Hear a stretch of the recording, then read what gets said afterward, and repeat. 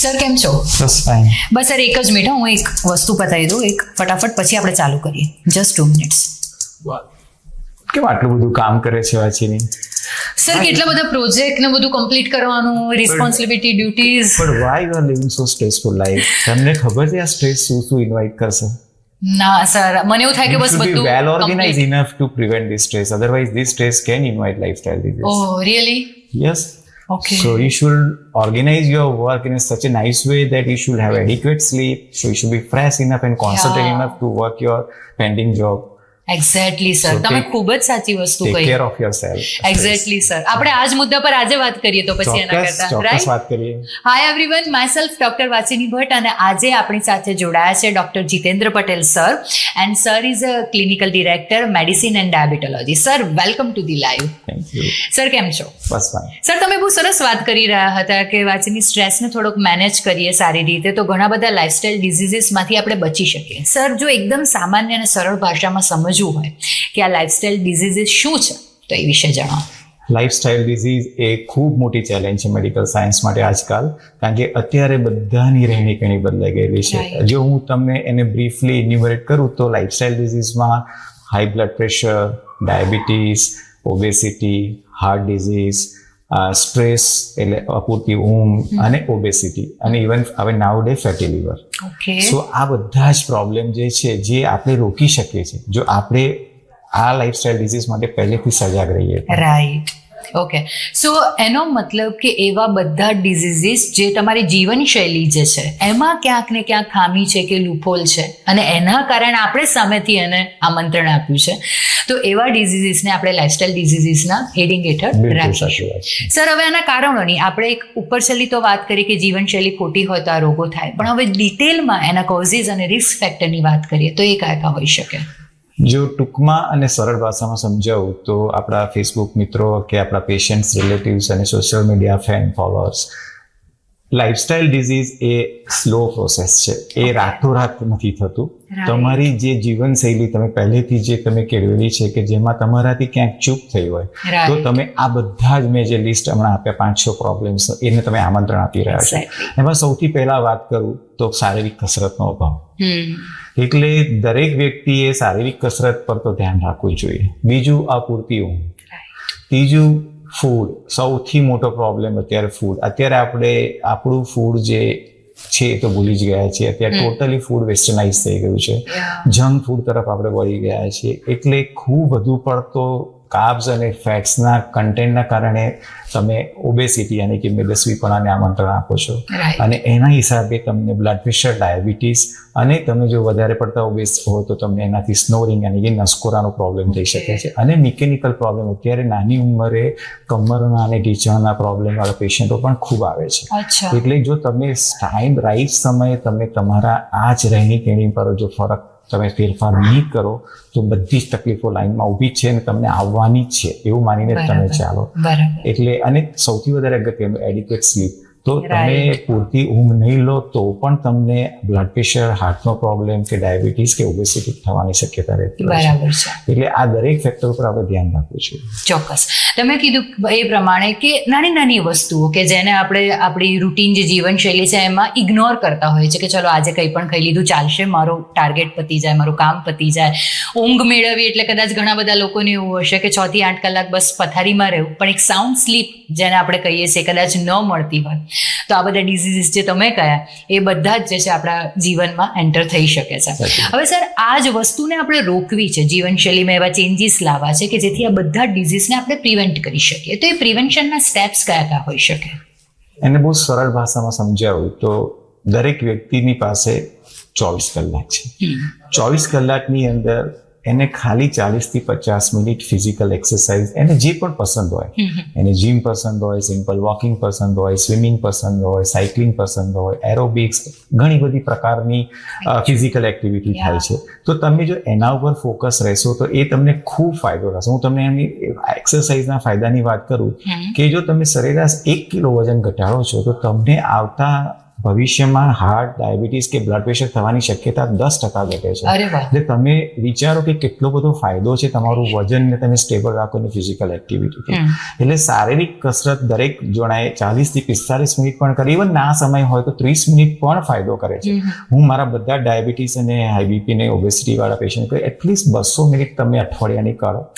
200 minute તમે 5 દિવસ તમારી પાસે ટાઈમ છે, તમે તમારું ટાર્ગેટ 200 મિનિટ 5 દિવસમાં કરી દીધું. તમે શનિ રવિ આરામ કરો, મોજ મસ્તી કરો તો બી તમને ફાયદો થશે. એના એવા પણ ડેટા છે કે તમે આજે મારી પાસે 2 કલાકનો ટાઈમ છે, આજે મેં 2 કલાક વર્કઆઉટ કરી લીધું, બાકીના દિવસે મારી પાસે ટાઈમ નથી, you have skip it, doesn't matter.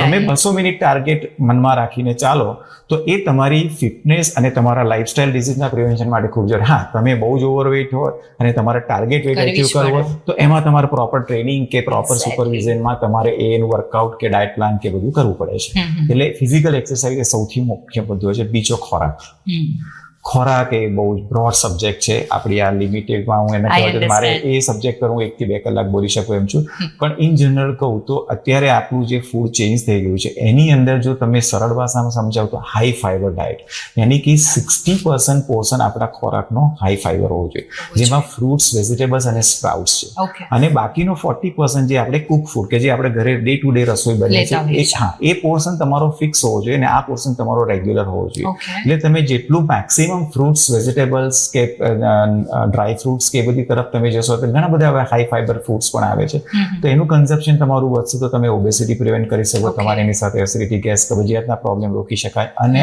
આવતા મહારોગ ડાયાબિટીસ, કોલેસ્ટ્રોલ અને બ્લડ પ્રેશર અને હાર્ટ ડિઝીઝ એમાં ખૂબ ફાયદા છે. એટલે ખાલી આટલો બદલાવ લાવવાથી, હા તમે 28 દિવસ સાચો, 2 દિવસ ચીટ મીલ કરો, નો પ્રોબ્લેમ. તમે ફૂડી છો, તમને આજે બહુ આવે છે, આજે પીઝા ખાવાનો મૂડ છે, પણ તમે સામે જે ઘરે ફૂડ ખાઓ છો એની અંદર તમે આટલું ધ્યાન રાખશો તો ડેફિનેટલી તમને લોંગ ટર્મ બેનિફિટ થશે. ત્રીજી વસ્તુ વ્યસન. એટલે એમાં આજકાલની યંગ જનરેશનમાં સ્મોકિંગ, આલ્કોહોલ, સ્પિરિટ અને સબસ્ટન્સ એબ્યુઝ ખૂબ વધારો થઈ ગયો છે. એટલે દરેક મા બાપે એમના બાળકોને કે એમની જનરેશનને એની કેળવણી આપવી જોઈએ કે આના ફાયદા ગેરફાયદાથી અને એનાથી શું થતા નુકસાનની એની સજાગ હોવું જોઈએ. કારણ કે આ એકવાર એડિક્શનમાં તમે દરેક વ્યક્તિ શોખથી શરૂઆત કરે છે, પછી એની જરૂરિયાત થઈ જાય છે અને પછી એના પર ડિપેન્ડ થઈને આપણે એડિક્શન કહીએ છીએ. એટલે એના ઉપર અટકાવ કે એના માટે એનાથી દૂર રહેવાની જરૂરિયાત છે. દેન ચોથી વસ્તુ કે તમે તમારા ડાયટની અંદર સોલ્ટ, સુગર અને ફેટી ફૂડ, જે ત્રણેય વસ્તુનો તમે રિસ્ટ્રિક્શન રાખો. તમારા શરીરની જરૂરિયાત કેટલી છે? સોલ્ટ 4 થી 5 ગ્રામ પર ડે. આપણે કોઈ દિવસ શું જમીએ છીએ એનો હિસાબ રાખતા કે આપણે સલાડ લીધો તો ટોપિંગ કર્યું, દહીં લીધું ટોપિંગ કર્યું, છાશ લીધું એમાં ટોપિંગ. તો 1-2 ગ્રામ સોલ્ટ એવરેજ મારા અનુભવના આધારે કહું તો કોઈ પણ વ્યક્તિ કારણ વગરનું 10 થી 15 ગ્રામ મીઠું પર ડે અનનેસેસરી લે છે. એ જ રીતના હું સુગરની કેલ્ક્યુલેશન, કોઈ બી ઓફિસમાં વર્કિંગ માણસ એવરેજ 4 થી 5 વખત ચા પીતો તો 1 કપ ચામાં 5 ગ્રામ ખાંડ જાય છે. એ જો તમે બ્લેક ટી કે ગ્રીન ટી કે તમે શુગર ફ્રી વાળી તમે ટી પીઓ તો તમે એ શુગર રોકી શકો છો. એટલે નિયરલી 25 થી 30 ગ્રામ પર ડે શુગર ખાલી તમે ચામાં બચાવી શકો છો. એટલે તમે મહિનાની ગણો 750 ગ્રામ. તમે એ રીતના ઇમેજિન કરશો કે હું આટલી કારણ વગરની 800 થી 1 કિલો ખાંડ ખાલી ચામાં લઉં છું. એવી તો બીજી ઘણી બધી વસ્તુ છે કે જેમાં આપણે એ વસ્તુનું કેલ્ક્યુલેશન નથી રાખતા. એટલે તમે આપણે જેમ બેંક બેલેન્સ શીટ રાખીએ છીએ, બેંક્સમાં પાસબુકની એન્ટ્રી રાખીએ છીએ, એ રીતના તમે દિવસ દરમિયાન તમે કેટલી કેલરી બાળી ઇન ફોર્મ ઓફ એક્સરસાઇઝ અને તમે કેટલી કેલરી કન્ઝ્યુમ કરી, જો એ બેનો હિસાબ રાખીશું તો હું તમને બેટ મારીને કહું કે આ બધા લાઇફસ્ટાઇલ ડિઝીઝ તમને ટચ પણ નહીં કરી. સાચી વાત છે. અને તમે એનાથી ડેફિનેટલી પ્રિવેન્ટ કરી. સાચી વાત છે સર. અને તમારા આન્સર પરથી હું એટલું કહી શકું કે આ બધી વસ્તુ ખૂબ જ સરળ છે અને બીજું આપણા હાથમાં છે.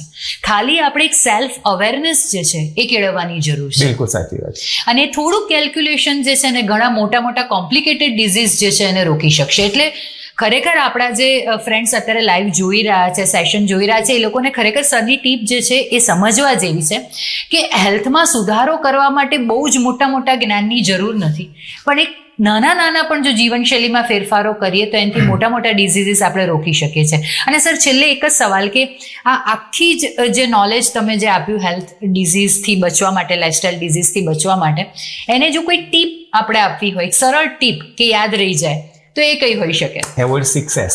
6S એ કયા છે? Sleep, okay so you have adequate sleep 7 to 8 hours sleep. Stress okay relieve માટે તમારે ખાલી meditation, yoga, music, whatever you like. Spirit યાની કે alcohol, smoking, salt, sugar. Perfect. So if you keep away all 6 S's, you are free from lifestyle disease. સાચી વાત છે. એટલે ઘણી વખત અજાણતામાં આપણે આ બધું, અથવા તમે કહ્યું એ પ્રમાણે કે એક નાનો શોખ જે છે પછી આદત બની જાય છે.